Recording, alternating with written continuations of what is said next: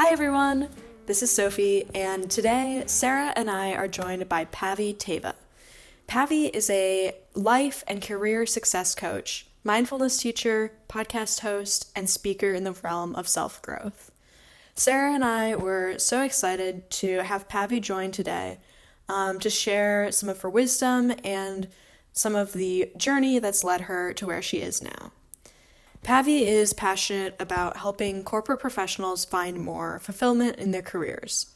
I think that this is such an exciting mission because there is so much untapped potential inside of each one of us. I believe that each one of us have unique gifts that we can share with the world and with ourselves that we can truly tap into and unlock when we create beautiful, large visions for what our lives can be. So, Pavi has a focus on college students, graduates, corporate professionals, and entrepreneurs. She guides individuals in creating fulfilling careers in alignment with their dharma, the true essence of who they are.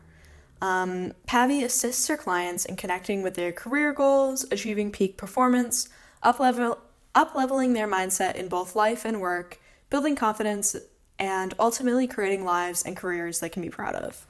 So today on the podcast, Sarah and I, like I mentioned, we talk about Pavi's, we ask questions about Pavi's journey, and kind of how she came to the work that she's doing now. And we also dive into some of her perspective around her methodology and approach. She has something called the unfulfilled leader archetype, and she also has some really helpful perspective around social media. She has really found a way to make social media work for her. And so she has some steps for mindful sharing that we get into during this interview, some guidelines that Sarah and I ask her questions about for sharing on social media. And really what a lot of the topics that we talk about on today's episode come down to are beliefs. So I believe that we can either be held back by limiting beliefs that we may not even be aware of, or we can intentionally create empowering beliefs that connect our identities to the really incredible lives that we'd want to live and that are aligned with our souls. So Pavi has a great kind of comparison of some old beliefs that she helps people uncover that they might not even know that they have going into working with her. And then on the other side of that, she has some new beliefs that she helps people uncover.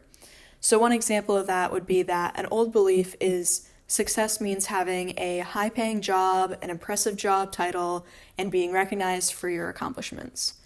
The new belief would be success is your personal, unique vision, pursued with resilience and passion.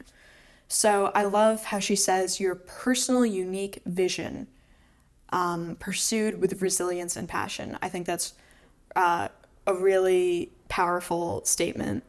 So another old belief would be success requires hustle and grind, and a new belief is success is thriving through meaningful work and balanced flow. So Sarah and I get into all of that during the interview, and we talk a little bit about Pavi's journey and how she even at one point reached out to her grandmother to get connected to a yoga teacher. So we just share a bunch of stuff, and Sarah and I both really appreciate Pavi being willing to come on the show. All right, let's get into it. I would love to. So, Pavi, you've worked with leaders from Meta, Amazon, Google, Stripe, Deloitte, and the list is long. McKinsey and Company, Microsoft, Oracle, Twitter, also known as X, EY, Citibank, PwC, JP Morgan, DoorDash, Yelp, Airbnb, Uber, and Comcast. So our question is, when you coach, what are some of the most common solutions you bring to your clients time and time again? Yeah, first of all, thank you very much for having me here. I am very excited to be part of your show. So that's a great question. So I, like you said, work with a lot of high achieving corporate professionals, and they are living the dream according to the society, right? They are making high 6 and 7 figure incomes and have a beautiful house, amazing car, dreamy vacations. Like everything looks great on paper and their resume, but yet they feel something is missing. They are stuck in patterns of seeking external validation or over identification to their work, and cycles of low confidence despite all the success that they might have on paper. So, after working with hundreds of people, what I've realized is there is this one deep subconscious belief that is the root of all the symptoms that they are facing on the outside. And that belief is, I am not enough, and seeking something external in order to feel enough. And that leaves havocs on career success. So the symptoms are, toxic perfectionism or people pleasing, hiding in your comfort zone, um, fear of failure, and like I said, over identification with work and productivity that leads to a lot of like hustle and constantly wanting to keep yourself busy, leading to workout. But these are all the symptoms. The root cause of all these behaviors is this belief that I am not good enough. No matter how much I do, it is still not enough. So the solution really starts by identifying these subconscious beliefs and rewiring those beliefs. Um, and I have, because of working on myself through this process and also working with clients, I have created like five archetypes for anyone to identify to what keeps them from feeling unfulfilled. And I hope it will also help the listeners to, as they are going through this with me, they can probably identify themselves on what is like holding them back and what is keeping them unfulfilled in their career. So we start by getting into the depths of what is holding them back and plugging those leaks at the highest level. So this is not a band-aid solution, like just saying out a few affirmations or something like that, but this is very deep mindset work. And I would call it as a comprehensive surgery, after which a new identity is born. So the solution, like I said, really starts by exploring those subconscious beliefs and rewiring them, and then starting to realign your career with your unique purpose. And your purpose is this core nature or your genius. And that looks different for different people. So some of my clients have become coaches. They have made career transitions, started their businesses and side hustles, started their professional and personal brands to build their leadership presence and give back to the community. So the work is really around mindset, aligning and finding out your purpose, and making your career into a more meaningful and impactful one that aligns with your true self. One thing I really love about your answer, there's so much good stuff to unpack, is, just knowing you, Pavi, and knowing your own journey, coming from tech and then coming into coaching. And I think that's been a beautiful journey. And so the fact that you want to help other people in this journey, I think is phenomenal. I think it really speaks to your heart and, you wanting to give back. You kind of touched on this, though I'm curious, what are your tips for people to connect with their own inner wisdom? You're talking about the subconscious, I'm kind of thinking about that as inner wisdom. Mhm. I think the biggest game changer for me has been meditation. I know, Sarah, when we met, we actually spoke about that a little bit. I know it's Yeah. said so frequently, but I think it's said so frequently because it works. So I meditate twice a day for about 30 to 45 minutes, and that's been the biggest game changer for me to unlock my own wisdom as well. And I think no matter where you are in your journey, you can start building this practice. Even if you can start with 5 or 10 minutes a day, I think it's still great.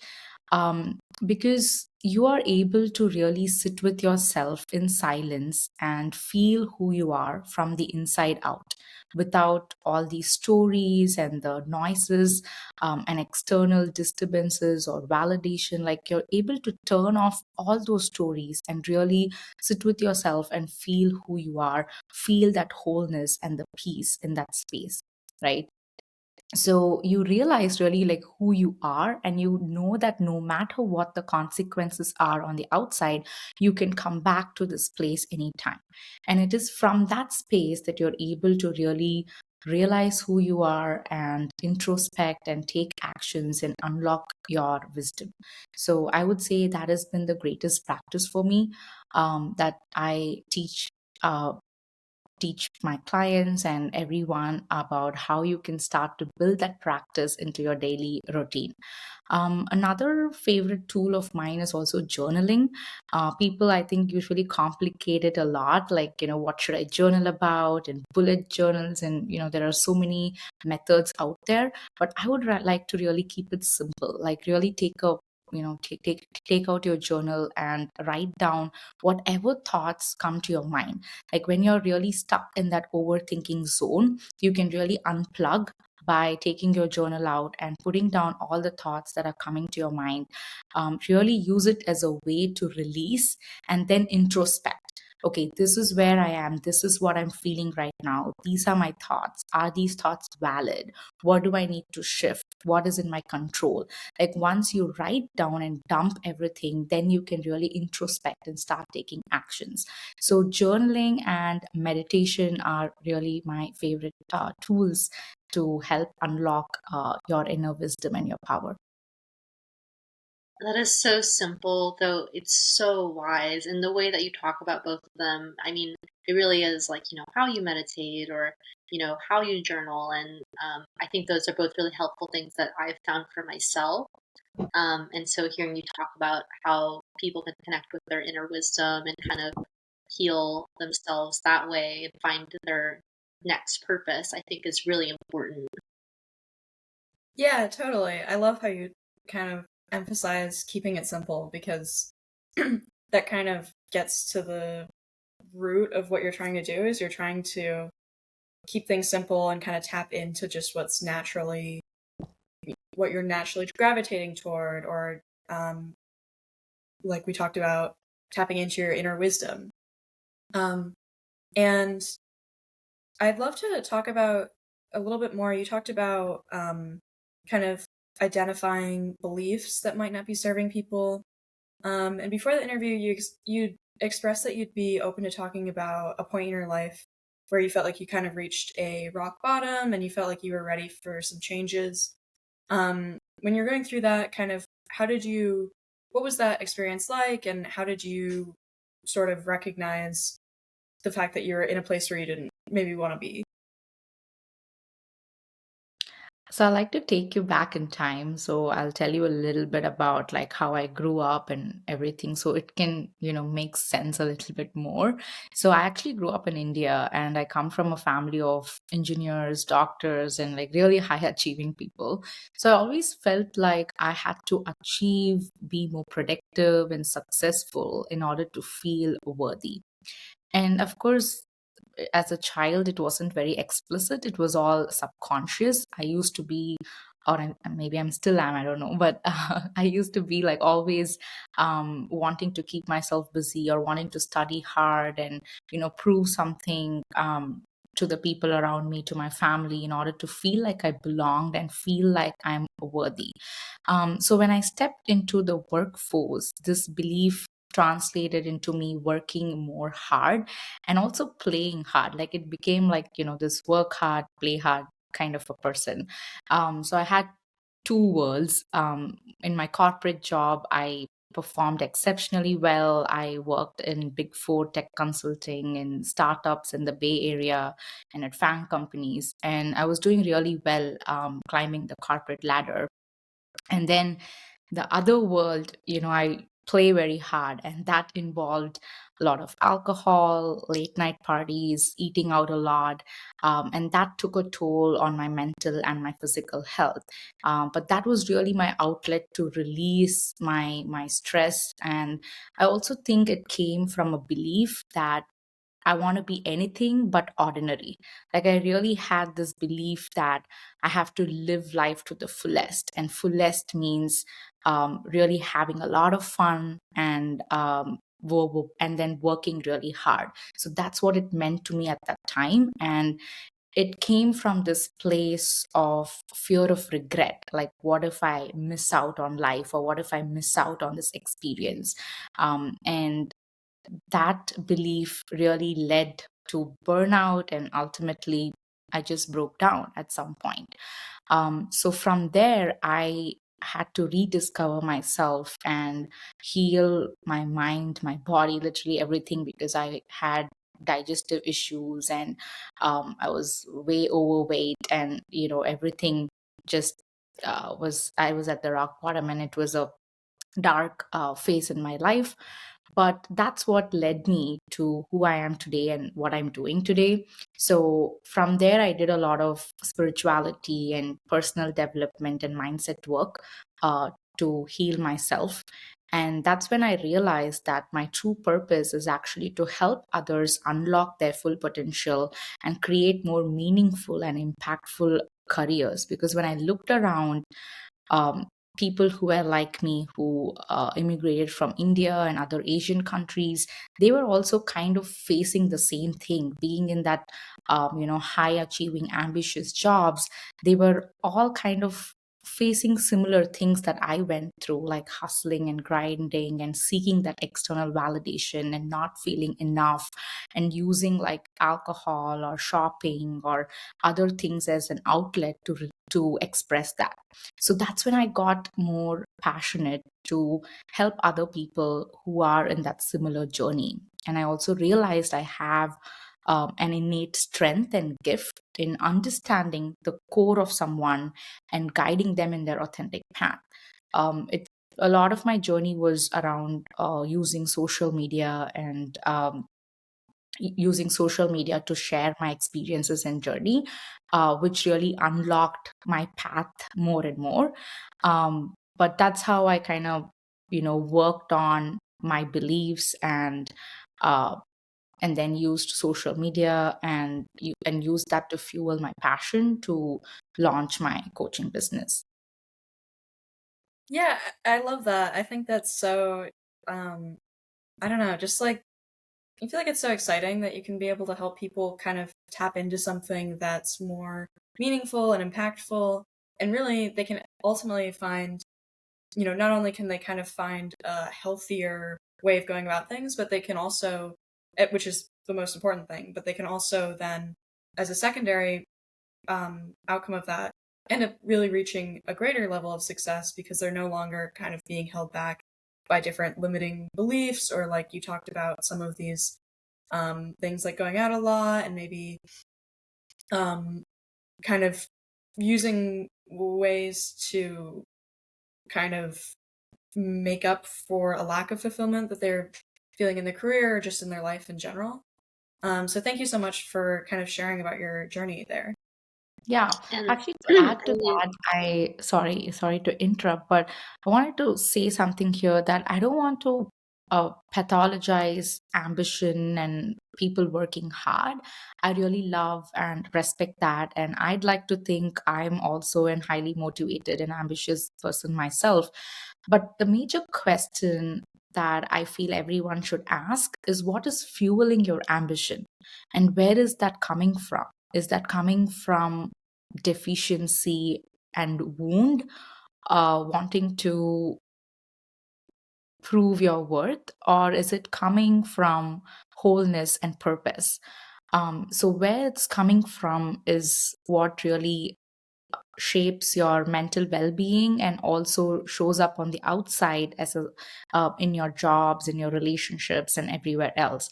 So I think the question that I've asked myself, and I would highly encourage everyone to ask, is, where is this ambition coming from? Is it from wound, or is it from wholeness and purpose?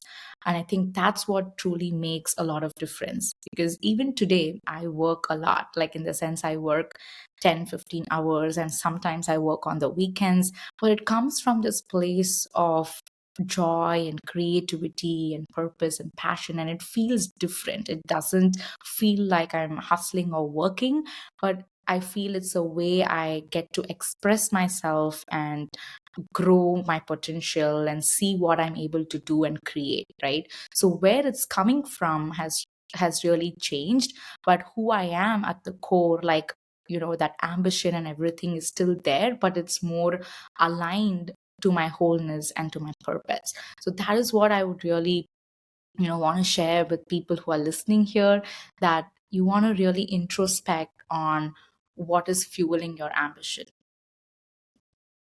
Yeah, I love that. I when you said what's fueling your ambition, I wrote that down because I just really love that way of phrasing it. And I think it's a really important clarification. So I'm glad you added that, because it's not that you kind of would do this mindset stuff and then I think it can almost be hard maybe for people to visualize, okay, you do this mindset stuff and then what's the next step, or what does that look like ongoing? So it really is helpful for you to share kind of what your experience with work is now. You feel fulfilled, and like you said, it feels different. It's coming from a different place. Exactly. Yeah, Yeah. it also reminds me on one of our most recent podcast episodes, we were talking about what it means to be in the flow state when you're not doing something that's too difficult or too easy, and it's kind of like that work is more natural.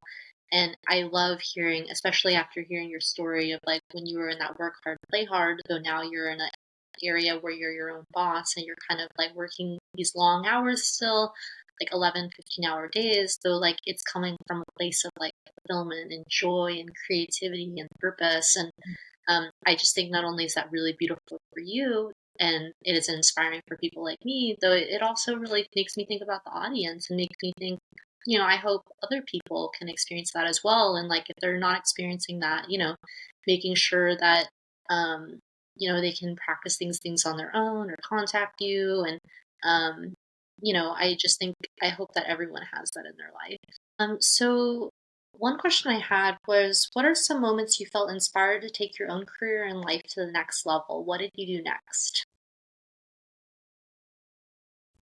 So I think for me, social media, like I said, it played a huge part in my journey. I know a lot of people might not have a great opinion about social media and can view it as a distraction.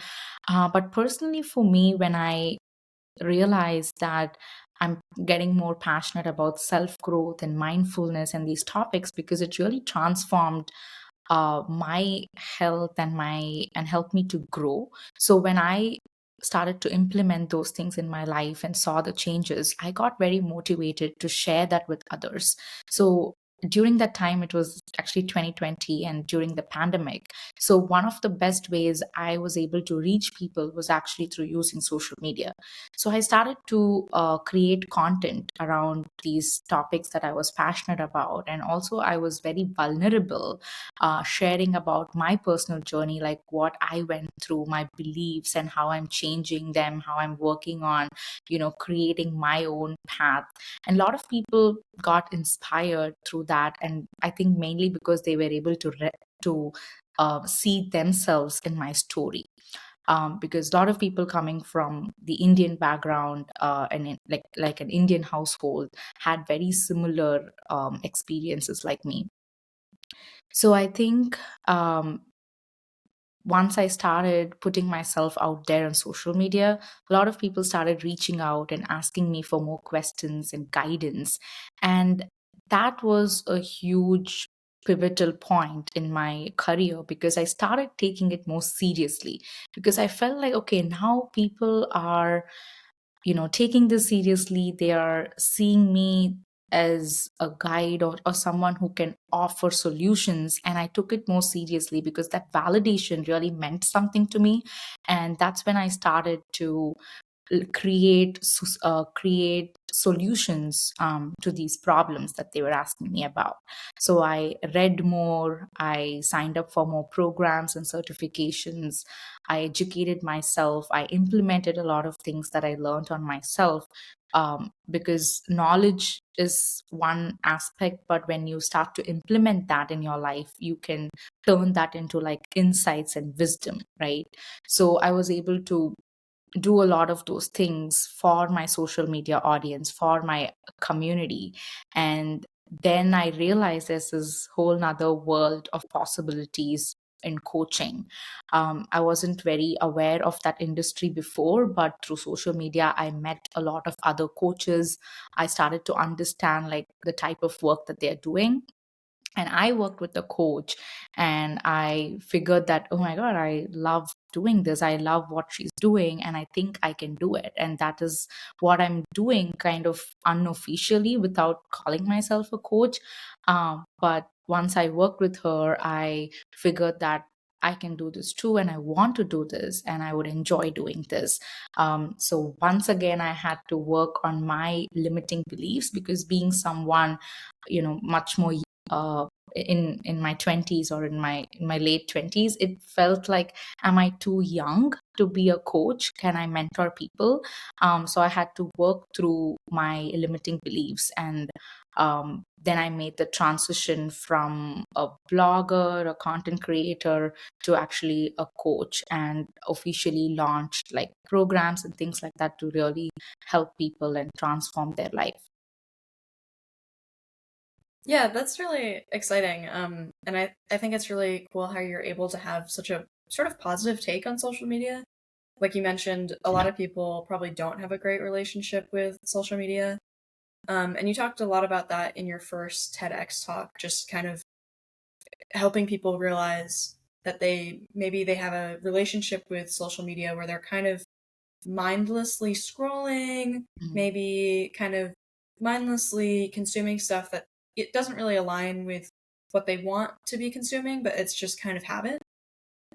So I really liked how you talked about it, just sort of being intentional about how you were using social media and just using it as a way to connect with these ideas that you're excited about, to connect with other people, and you really just kind of started to realize as you were making content that social media was a real resource for you. Um, so in your TEDx talk, you talk about steps for mindful sharing. Step one, cultivate your passions. What are your natural interests? Step two, create content. What do you post? And then finally, step three, build a connected community. So could you talk a little bit about how you came up with this list, kind of maybe what your evolution was from when you first ever made a post on social media to where you're at with it now? Okay, that's an interesting question. I think although I mean, mm, I think although a lot of people think I'm extroverted, when I had to put myself out there on social media, it was definitely challenging. I did feel cringe, and I it was very difficult to talk on camera and put my thoughts out there, because I felt, what if people would judge me? What if people think something about me? And especially with my family and everyone following me there on Instagram, I wasn't very comfortable initially. And also, I had a lot of voices in my head saying, like, who would want to know this? Is this of value? Like, why do you need to like share this? And a lot of those self doubts and criticism. Um, but I wanted to really see what I'm capable of doing, and really believe in myself and believe in my purpose. And I think that is what made me to share, even though I had all these self doubts and voices in my head. So I would say the biggest thing is like embrace being cringe, embrace being imperfect, because that is what is going to help you really grow and connect with other people. Being vulnerable is the most powerful thing that I have ever felt, because the moment I started talking about what I went through and my what I learned from it, people started to connect with me more at a deeper level, and I was able to build a more stronger community on social media, and I felt less lonely in my journey. And like I said earlier, I did not know about the possibility of coaching or anything that I can do with social media. All I knew was about the corporate industry, tech and finance, and those were the things I knew about. And that's what the people around me were doing at that time as well. So social media kind of opened up the possibilities, like what is really possible outside of the corporate world. And that has been the biggest learning for me. And I was able to talk to a lot of other inspiring coaches and thought leaders and hear about their journey and what they have unlocked. So I think going back to your question, what the evolution has been is someone who was scared of putting herself out there, someone who was scared of sharing her voice, to someone who now embraces the cringe, the imperfection, everything, and just allows herself to be vulnerable and share her voice. So that has been the biggest journey for me. Yeah, thank you so much for sharing that. And especially, you're talking about how vulnerability kind of helps you be able to connect with people on social media. So, and thank you for kind of sharing that you felt all these limiting beliefs around, maybe not being sure how to show up on camera, or like thinking, oh, what will some of the people who follow me think? Because everyone feels that. I think no matter how many times you've done these kind of things to put yourself out there, everyone's still feeling it to some extent. So I really appreciate you sharing. Someone may be thinking they want to start creating content, but they're a little unsure. I think it's really helpful to see someone who Yeah. to see that you were also unsure and you're able to push past that. Yeah, and I think as humans, we have this innate desire to share. Like, that is why I think social media is even like, doing so well, and so many people, like billions of people, are using it.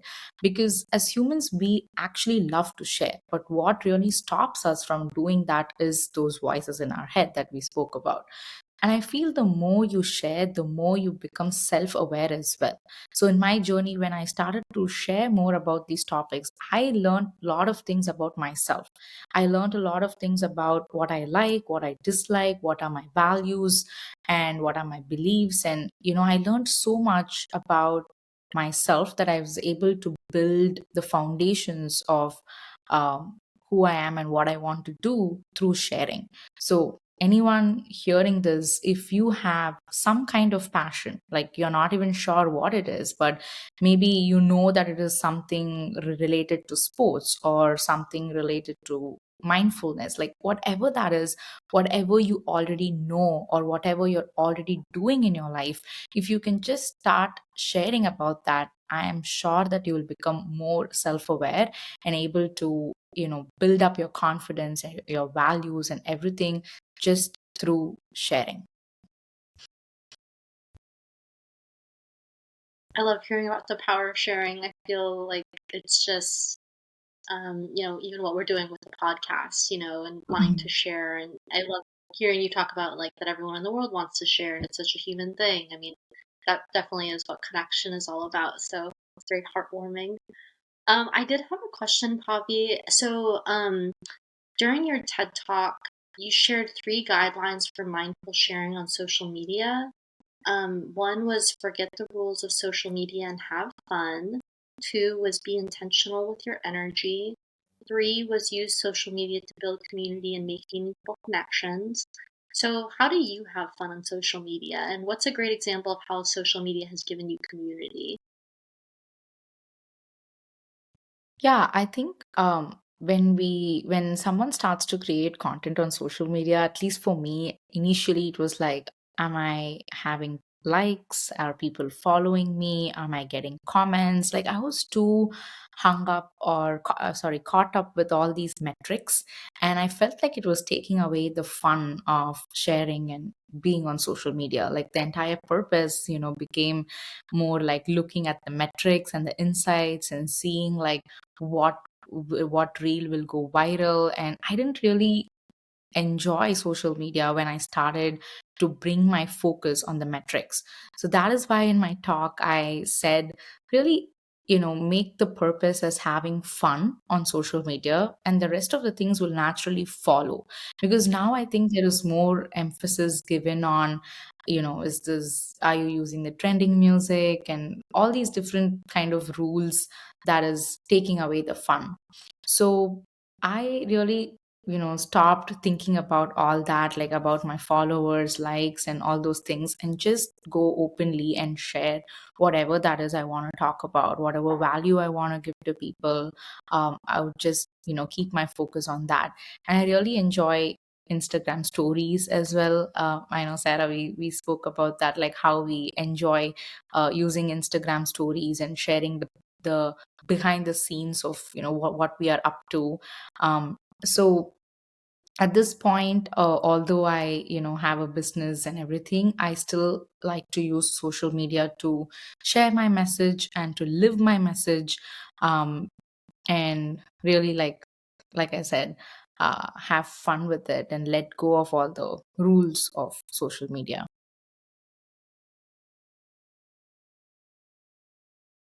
Yeah, I think I don't know, I think that also goes into being able to connect authentically with people. One side of it is being vulnerable, but part of what's there, I don't know, just having fun is such a big part of like the human experience.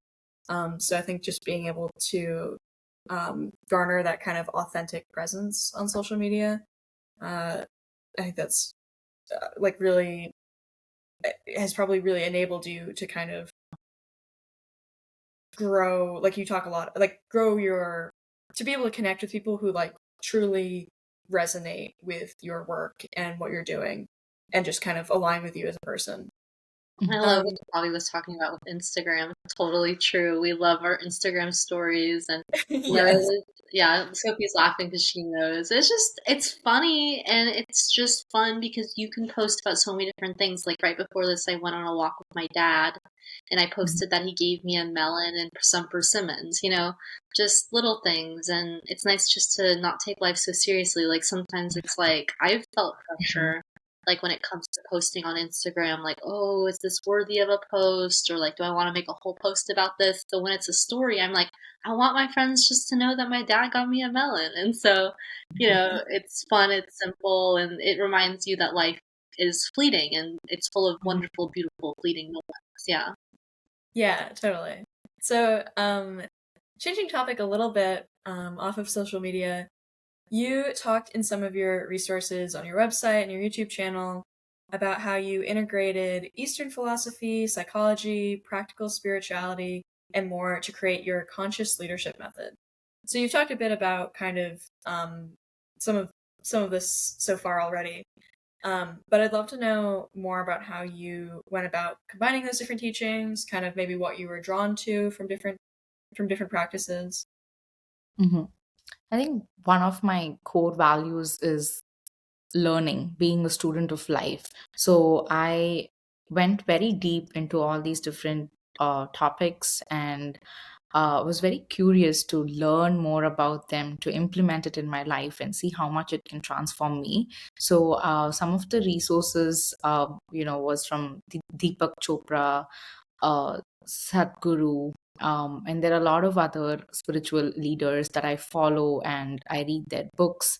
Um, and it started by more so reading books and joining their programs, and starting to take action on them in my own life and seeing like how much changes it's bringing in my own personal life.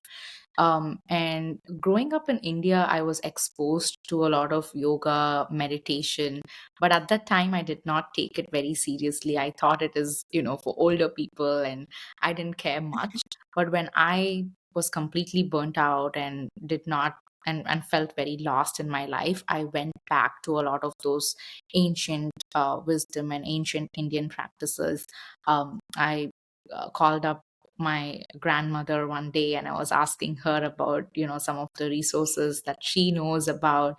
And she introduced me to a yoga teacher, and I did some yoga training with him. So I think it was mainly being very curious and following my excitement. Okay, what's next, like how deep can I go into it? And that really helped me to develop a lot of resources and then share that with other people. um That yeah. is so beautiful. I love when you talk about like different generations, like calling up your grandmother, because I can totally relate to that sort of thing. I think everyone can. Yeah, that sounds like a really special thing to kind of be, just like you talked about, following your curiosity and finding out more and more about these different things. And then also at the same time, seeing the impact they're having in your life and just kind of how they're helping you just feel better and better and get more and more aligned to where you are now, where you're doing work that really feels, um, like you said at the beginning, like your true calling.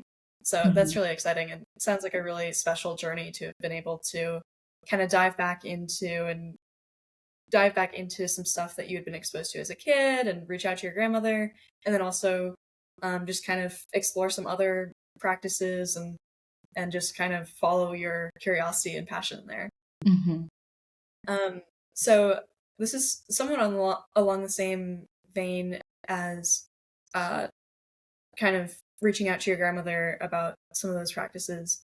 But I thought that it was so cute that you shared about your mom having starting to get more and more involved with social media, which you shared in your first TEDx talk.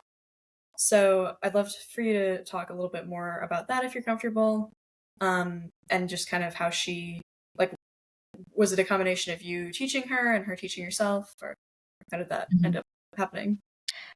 Yeah, I think this is going to be a spiritual conversation because what I've realized over these years is when you change, the people around you also naturally like change in a positive way.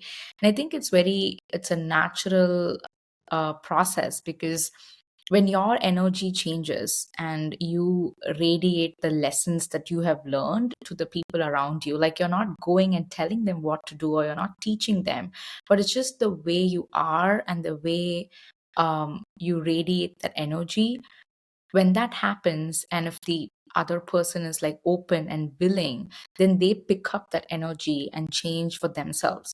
So what I've seen over these years is if most of the people around me have changed in different ways. Like in my talk I shared like how my husband, who was very shy of showing up on social media and faced a lot of fear of judgment, is now pursuing his passion to be a model and an actor, and he's showing up on social media and posting his photos, which I never would have imagined, because being with him for 5 years, I have seen him as a very, shy and introverted person, especially when it comes to social media.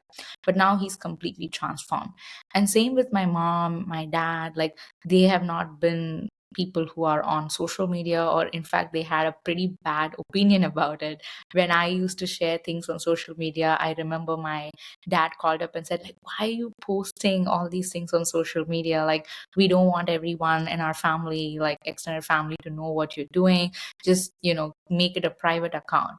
And I was like, I had a very difficult conversation with him. But now I think they have really grown or like understood like the power of sharing and why I do what I do, and that has also opened them up in a different level.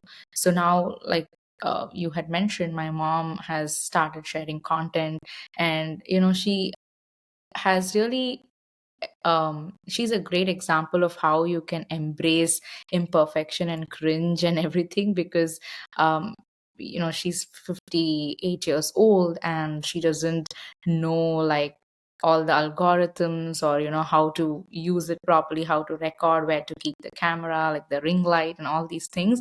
But she just does whatever she feels like, and truly has fun with it. And I really love that aspect, and I've learned so much from her from that aspect. So I love this quote by Mahatma Gandhi. It says, like, be the change you want to see in the world. And I think that is what he implied, like what we are talking about now. When you be the change, like people around you embrace that and change for themselves. Like you don't have to go around and teach people. It's almost like influencing without, influencing.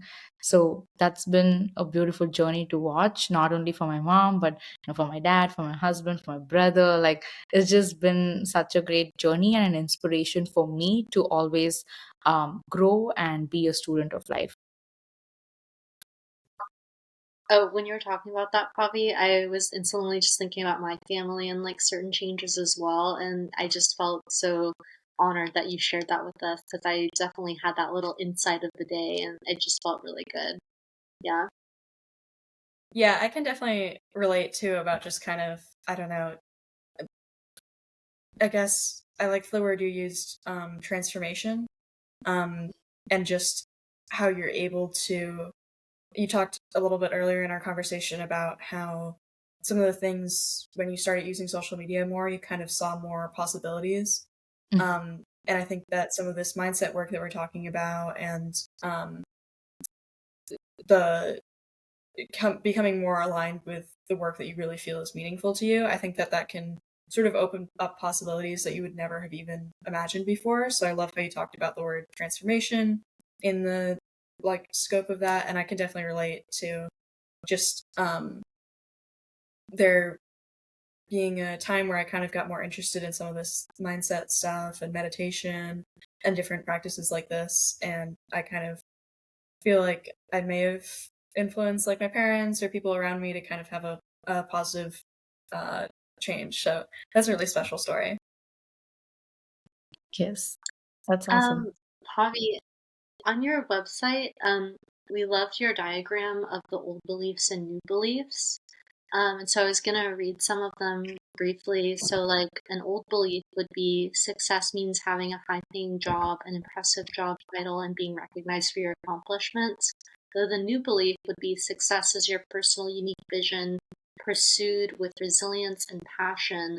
An old belief might be success requires hustle and grind. A new belief being success is thriving through meaningful work and balanced flow.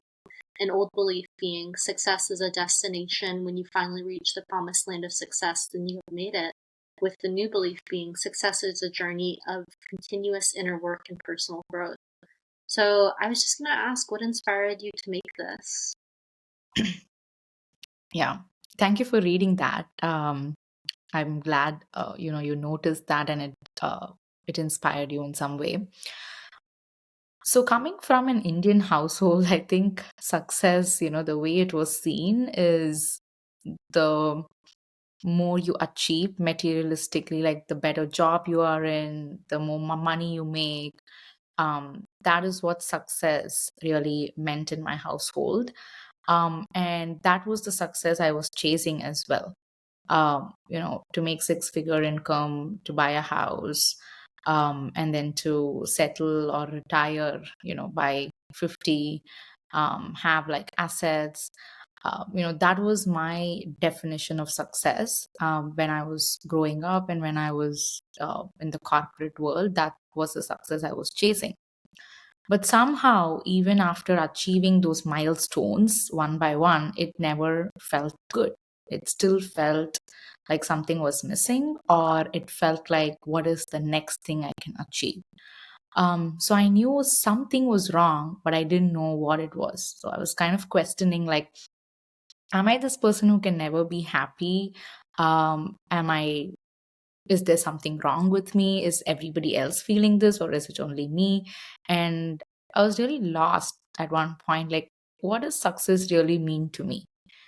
Is this I had to really introspect and ask myself, is this what success means to me? And that's where it actually started. And I started to redefine what success meant for me. And I started to focus more on the journey itself than like the end outcome.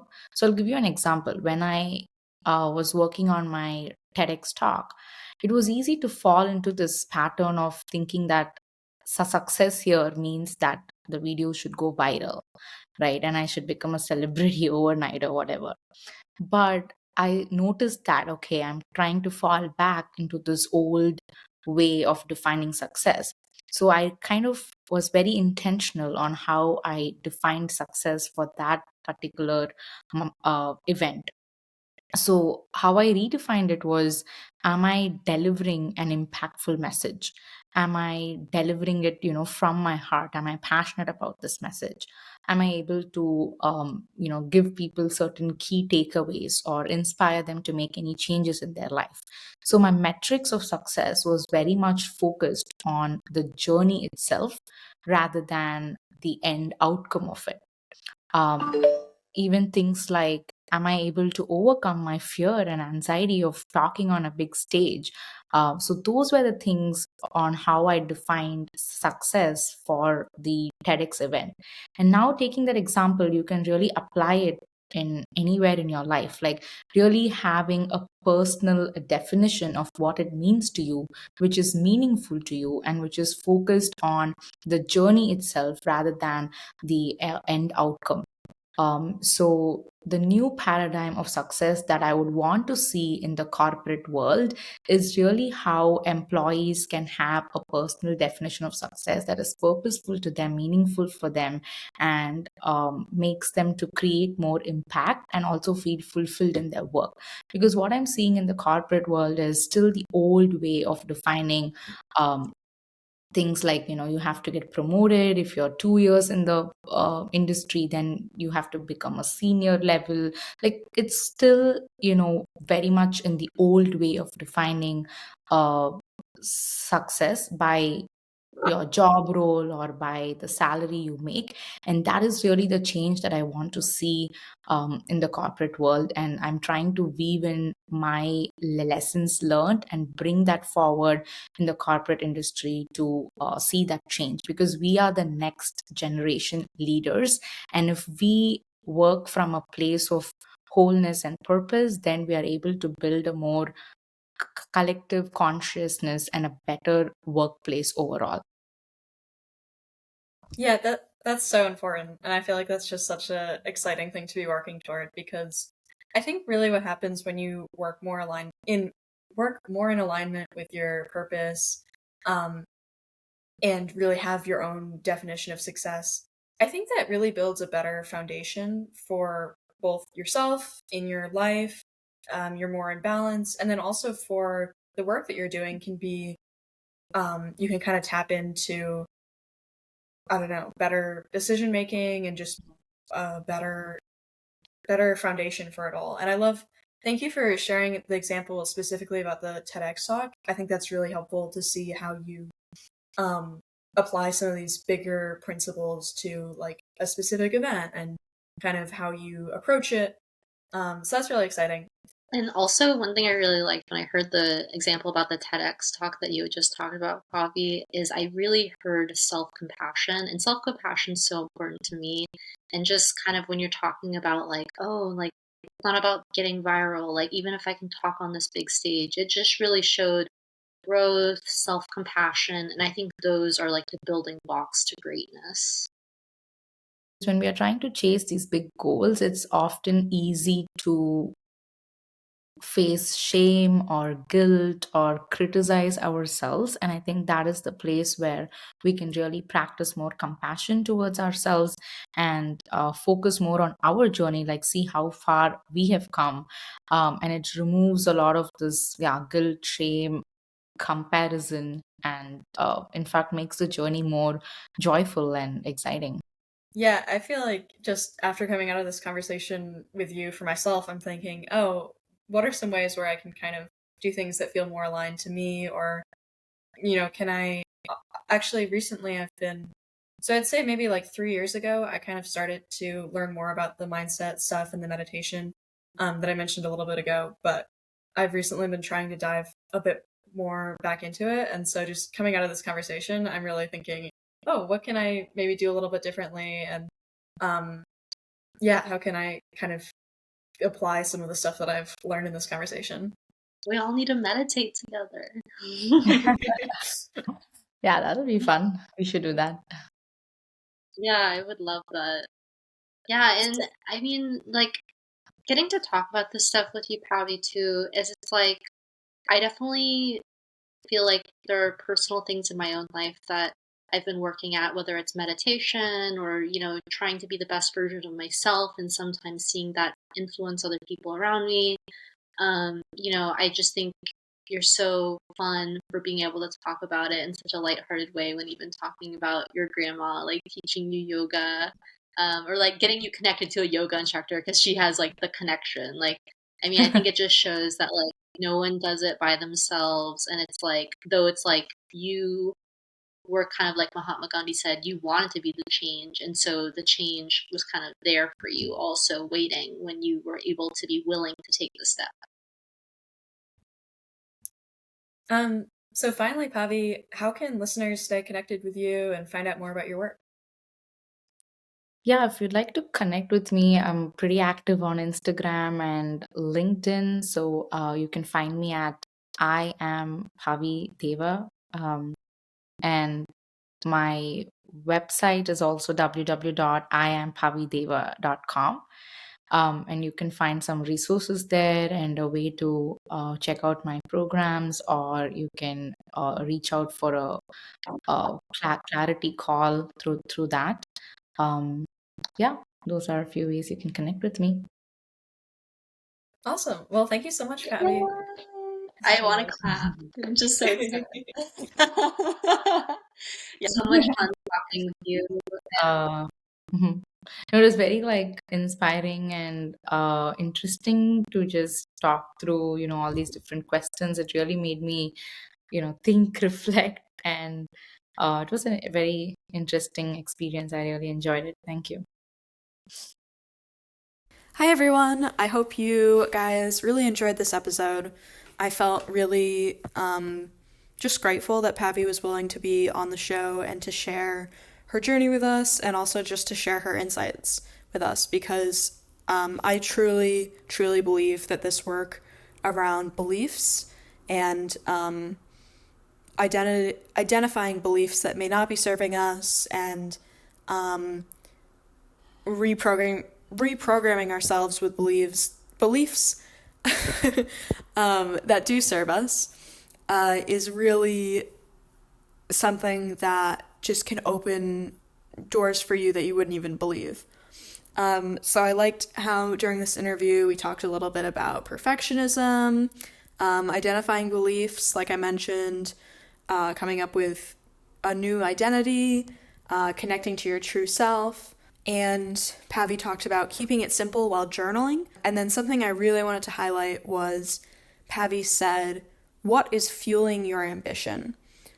So that's a really powerful question, and I think it's something that we can all ask ourselves again and again throughout our lives. What is fueling my ambition? Am I being pulled to become a bigger, better, brighter version of myself? Or am I being pulled out of fear to, act in certain ways or show up in the world in certain ways, to show up in a particular room with a particular energy?